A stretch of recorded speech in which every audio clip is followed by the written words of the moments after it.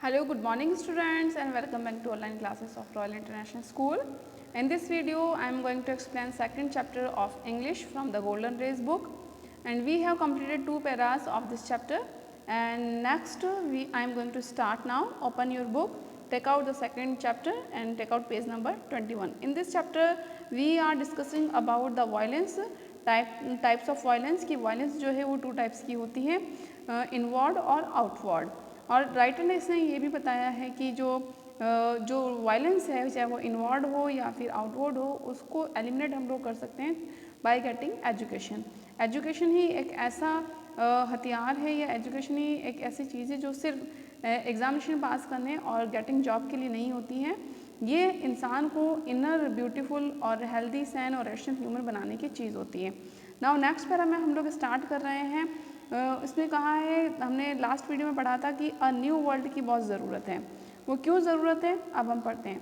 But a new world is necessary, a new culture is necessary, the old culture is dead, buried, burnt, exploded, vaporized. Writer कह रहा है कि हमें अब एक नए समाज की ज़रूरत है, नए वर्ल्ड, नई दुनिया की ज़रूरत है। ये न्यू वर्ल्ड कैसा होगा? फ्री ऑफ वायलेंस, यानी कि जो कि हिंसा से फ्री होगा। But a new world is necessary, अब हमें एक नई दुनिया की ज़रूरत है। अ न्यू कल्चर इज़ नेसेसरी, एक नई संस्कृति की ज़रूरत है, एक नई संस्कृति की आवश्यकता है। ये नया कल्चर कैसा होगा? In which every one help to each other and no one will hate to each other, कि ऐसा कल्चर जिसमें हम एक दूसरे से नफरत नहीं करेंगे। We everyone love to each other and help to each other, जिसमें एक दूसरे में प्यार होगा, एक दूसरे के लिए हेल्प होगी। The old culture is dead, buried, burnt, exploded, vaporized. जो पुरानी संस्कृति है वो मर चुकी है, उसको दफनाई जा चुकी है, वो जल चुकी है, एक्सप्लोडेड होकर के विस्फोट से उड़ा दी जा चुकी है, वेपराइज्ड वो उड़ करके भाप बन के ख़त्म हो चुकी हैं।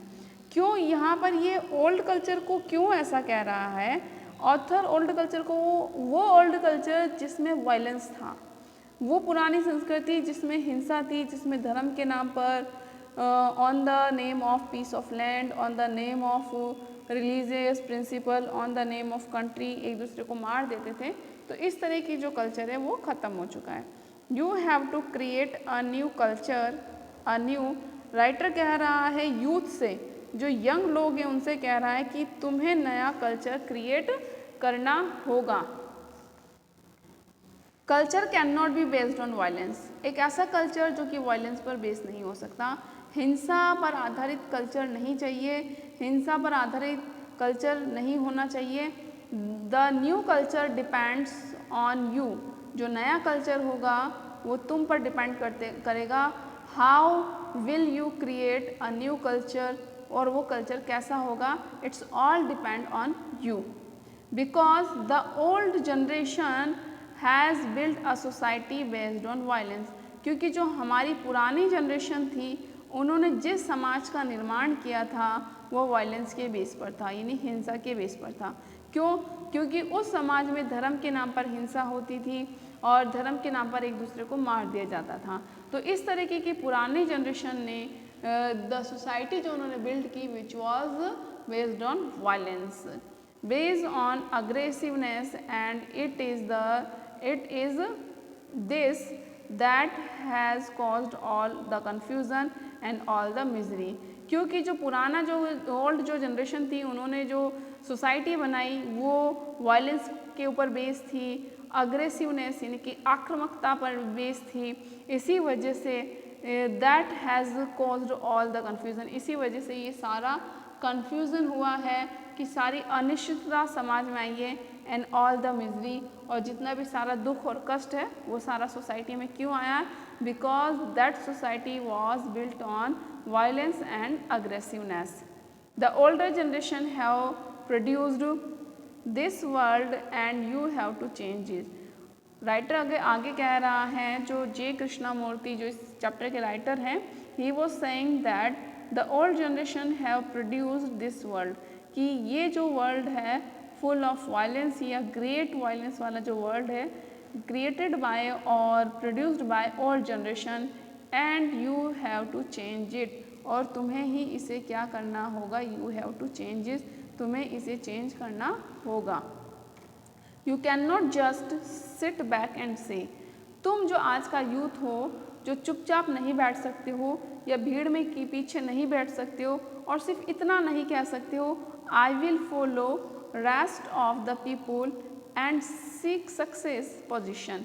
तुम ये नहीं कह, पीछे बैठ करके ये नहीं कह सकते हो कि मैं जो रेस्ट पीपुल है यानी कि जो बचे हुए लोग हैं, जैसे शेष लोग हैं जो कि अपने ओल्ड जनरेशन को फॉलो कर रहे हैं on the basis of religion, वो एक दूसरे से लड़ रहे हैं, अपने धर्म को ग्रेट बनाने के लिए लोगों को फिजिकली मार रहे हैं, काट रहे हैं, तो हम उस चीज़ को फॉलो नहीं कर सकते, तुम उन चीज़ को फॉलो नहीं कर सकते हो और ये नहीं कह सकते हो कि तुम्हें सक्सेस एंड पोजीशन मिल जाएगी। मतलब इस तरीके के जो कि वायलेंस पर आधारित जो सोसाइटी है उसको फॉलो करते हो आप सक्सेस गेन नहीं कर सकते हो। इफ़ यू डू, चलो ठीक है आपने उनको फॉलो कर लिया, अगर आप ऐसा करते हो या पुरानी जनरेशन के रूल्स को ही फॉलो करते हो या रिलीजन के बेस पर और किसी के बेस पर जो वायलेंस है उसको उसी पर चलते हो, but your children are going suffer, लेकिन तुम तो चलो ठीक है तुम्हें सक्सेस मिल जाएगी या तुम्हारा कुछ भी नहीं होगा, लेकिन तुम्हारी जो अपकमिंग जनरेशन है, जो तुम्हारे जो बच्चे हैं आर गोइंग सफ़र, वो इनसे पीड़ित ज़रूर होंगे, उनको ज़रूर इस चीज़ का नुकसान होगा। चलो ठीक है तुम लोग इस समाज में सेफ रह सकते हो, तुम लोग सेफ्टी कर लोगे, लेकिन जिस तरीके के धर्म के नाम की जो लड़ाइयाँ हो रही हैं या एक दूसरे को लोग मार रहे हैं, तो तुम्हारे बच्चे तो हो सकता है कि तुम्हारी आने वाली जनरेशन पर उसका इफ़ेक्ट पड़े। You may have a good time, हो सकता है कि तुम्हारा गुड टाइम हो, यू मे हैव यानी कि तुम्हारा अच्छा समय हो सकता है, but your children are going to pay for it, लेकिन इसका भुगतान तो तुम्हारे बच्चों को ही भुगतना पड़ेगा। क्यों? क्योंकि तुमने उस गलत चीज़ का साथ दिया, तुमने आज उस गलत चीज़ को चेंज करने की कोशिश नहीं की, because you haven't tried to change this world which is based on the violence you, और आपने न्यू कल्चर को स्टैब्लिश करने की भी कोई कोशिश नहीं की, तो maybe you have a good time but your children have to pay it, लेकिन तुम्हारे बच्चों को तो इसको भुगतान करना ही पड़ेगा। So you have to take all that into account, तो इसीलिए तुम्हें क्या करना पड़ेगा कि तुम इस तरह से नहीं कह सकते हो तो कि मैं जो भी कुछ है ठीक है मैं सक्सेसफुल हूँ या मुझे कुछ बोलने की ज़रूरत नहीं है, इसीलिए तुम्हें इन सब बातों का क्या रखना है, ध्यान रखना है। So you have to take all that into account, यानी कि तुम्हें इन सब बातों का ध्यान रखना है, that outward cruelty of man to man in the name of God, in the name of God, in the name of religion and in the name of self importance, in the name of security of family, you will have to consider कि भगवान के नाम पर, धर्म के नाम पर, self importance के नाम पर जो आउटवर्ड क्रूएल्टी है यानी कि जो बाहरी जो फिजिकल है वो चीज़ें नहीं होनी चाहिए, इस चीज़ का तुम्हें ध्यान रखना होगा। In the name of the security of the family, यानी कि परिवार की सिक्योरिटी के नाम पर तो आपको इन सब हिंसा को रोकना होगा। You will have to consider the outward cruelty and violence, तुम्हें विचार करना होगा आउटवर्ड क्रूएल्टी और वायलेंस पर, यानी कि जो बाहरी वायलेंस है यानी कि बाहरी जो निर्दयता और जो बाहरी हिंसा है उस पर तुम्हें विचार करना होगा कि लोग एक दूसरे को क्यों किल करते हैं, क्यों हर्ट करते हैं और उसका क्या सॉल्यूशन है, इन सब बातों पर यू हैव टू कंसिडर का मतलब है विचार करना होगा। The inward violence which you do not yet know, और इनवर्ड वायलेंस के बारे में तो तुम्हें अब तक पता ही नहीं है, यानी कि जो आउटवर्ड वायलेंस है उसके बारे में तुम्हें विचार करना है और तुम्हें सोचना है। इनवर्ड वायलेंस तो तुम जानते ही नहीं हो, वो ये किसको कह रहा है, ये कह रहा है आज के यूथ को कि जो आज का यूथ है उसे जो अगेंस्ट खड़ा होना होगा, जो धर्म के नाम पर the name of the religion, name of the God, name of the self importance के नाम पर जो आउटवर्ड वायलेंस होता है इस पर विचार करना होगा, जबकि इनवर्ड वायलेंस के बारे में तो तुम जानते ही नहीं हो अभी। You are still young but as you grow older you will realize how inward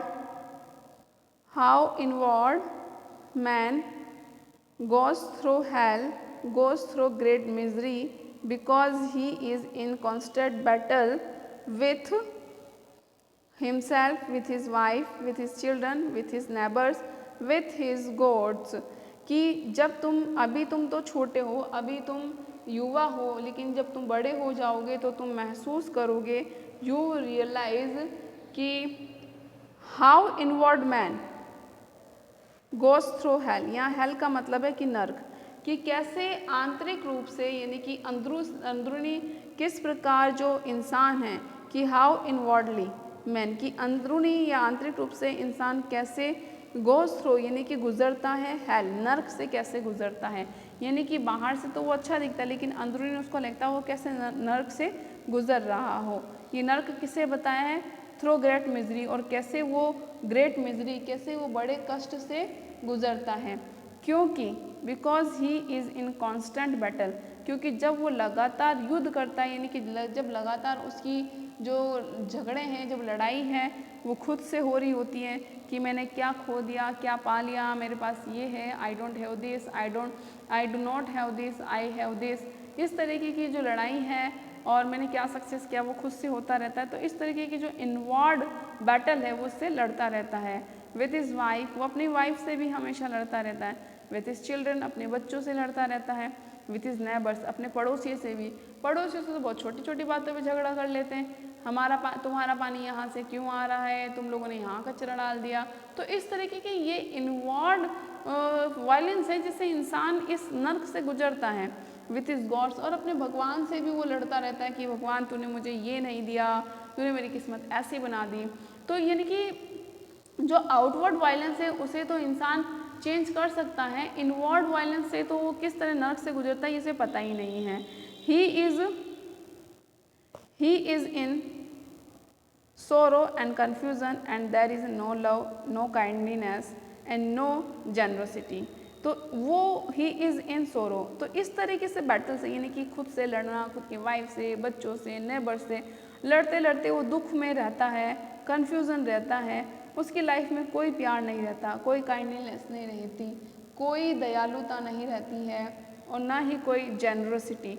generosity का मतलब होता है उदारता, यानी कि कोई रहम नहीं रहता। एंड नो चैरिटी, और कोई दया नहीं रहती है, तो और ना ही कोई दान रहता है। जेनरोसिटी यानी कि दया, उदारता, और कोई चैरिटी, कोई प्यार नहीं रहता है, सिर्फ कन्फ्यूज़न और सोरो ही रहता है उसकी लाइफ में। And a person may have a PhD after his name और he may become a business man with houses and cars, but if he has no love, no affection, kindness, consideration, he is really worse than an animal because he contributes to a world that is destructive। यानी कि अगर एक इंसान है जो अपने नाम के बाद में PhD की डिग्री पा सकता है, वो बिजनेसमैन बन सकता है, बन जाए, उसके पास में घर हो, कार हो, लेकिन अगर उसके पास में प्यार नहीं होता है, कोई स्नेह नहीं होता है, कोई दयालुता नहीं होती है, कोई कंसिडरेशन नहीं होता है, यानी कि उसके ऊपर कोई विचार या कोई सोचा नहीं समझा जाता है, लिहाज नहीं होती, तो वास्तव में एक उसकी स्थिति जो है, कंडीशन जो है, वो एनिमल से यानी कि जानवर से भी ज़्यादा बुरी होती है, क्योंकि वो एक ऐसे संसार में कंट्रीब्यूट कर रहा है, क्योंकि वो एक ऐसे संसार में बढ़ावा दे रहा है दैट इज़ द डिस्ट्रक्टिव, जो कि विनाशकारी, यानी कि ये दुनिया एक दिन ख़त्म होने वाली है, और उस दुनिया के अंदर अगर उसको प्यार भी नहीं मिला, लव भी नहीं मिला, तो बाकी सारी चीज़ें उसकी किसी काम की नहीं, ये सब वर्ल्डली चीज़ें हैं। So while you are young, इसीलिए कह रहे हैं कि अगर तुम युवा हो, अगर तुम you have to know all this thing, तो तुम्हें ये सब चीज़ें जाननी होगी कि how we can get change, या हम कैसे चेंजेस ला सकते हैं, how we can change this world, ये जो वर्ल्ड वायलेंस पर है, इस वायलेंस को हम लव में कैसे चेंज कर सकते हैं। You have to know all these things, तो तुम्हें इन सब चीज़ों को जानना होगा। You have to show all these things, और तुम्हें ये सब चीज़ें भी दिखानी होगी। You have to be exposed to all these things so that your mind begins to think, तुम्हें वो सब चीज़ें एक्सपोज करनी होगी, तुम्हारे दिमाग में को वो सोचना मतलब दिखाना पड़ेगा ताकि तुम क्या कर सको, so that your mind begin to think, कि तुम सोचना शुरू कर दो कि भाई ये जो वर्ल्ड में चल रहा है ये सही है या गलत है। अगर तुम्हें राइट और सही का पाथ नहीं दिखाया गया, एक्सपोज नहीं किया गया, तो तुम्हारा माइंड नहीं सोचेगा what is right and what is wrong. Otherwise you will become like the rest of the world, नहीं तो तुम भी क्या हो जाओगे, रेस्ट ऑफ द वर्ल्ड, यानी कि जो बची हुई दुनिया है वैसे ही हो जाओगे। You will also start to live in the world which is based on violence, जो कि वायलेंस पर आधारित है। You will also start to fight on the basis of, तुम भी क्वाल करना स्टार्ट कर दोगे on the basis of, on the name of God, on the name of religion, यानी धर्म के नाम पर, भगवान के नाम पर तुम लोग भी लड़ना शुरू कर दोगे अपने बच्चों से, अपनी वाइफ से। तो आप लोगों को ज़रूरी है कि आप लोग सब चीज़ों को जानो और क्या सही है क्या गलत है इसको जानो। You have to be expose to all this things, तुम्हें वो सब चीज़ें बतानी पड़ेगी ताकि तुम क्या नहीं बनो, रेस्ट ऑफ द वर्ल्ड की तरह नहीं बनो। And without love, without affection, without charity and generosity, life becomes a terrible business. अगर हमारी लाइफ में कोई प्यार नहीं रहता, कोई चैरिटी नहीं रहती, जनरसिटी उदारता नहीं रहती, तो लाइफ एक सिर्फ व्यापार बन जाना है, एक भयानक बिजनेस बन जाना है। That is why no one has to look into all this problem of violence. तो इसीलिए यही कारण है कि हिंसा की जो जितनी भी समस्त समस्याएं हैं पर है, तुम्हें ध्यान देना पड़ेगा, और वास्तव में कोई हिंसा को जानना ही नहीं चाहता है। तो दैट इज़ वाई कि अगर लाइफ में प्यार नहीं है, लाइफ में चैरिटी नहीं है, लाइफ में जेनरोसिटी नहीं है, तो लाइफ क्या बन जानी है, एक टेरिबल बिजनेस बनी जानी है।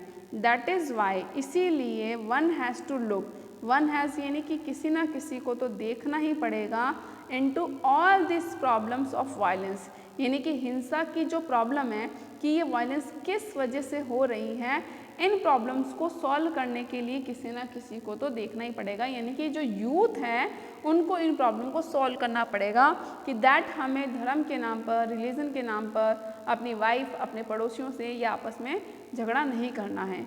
Not to understand violence is to be really ignorant. अगर हम वायलेंस को नहीं समझना चाहते हैं तो रियली ये वास्तव में अज्ञानता है।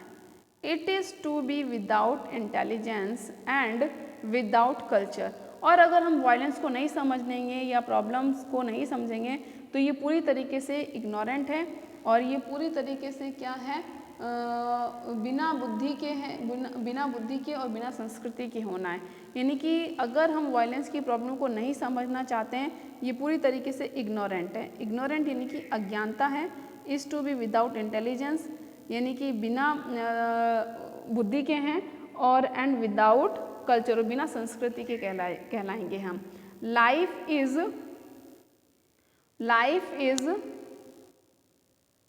something enormous and merely to carve out a little hole for oneself।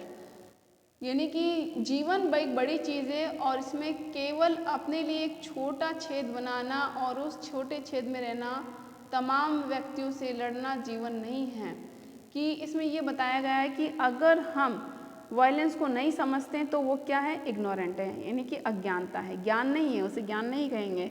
वो विदाउट इंटेलिजेंस होगा, विदाउट कल्चर होगा। Life something enormous. इनरॉमस का मतलब क्या होता है, इनरॉमस का मतलब होता है कि बहुत बड़ी, कि जो जिंदगी है, जो हमारा जो जीवन है वो एक बड़ी चीज़ है, ठीक है।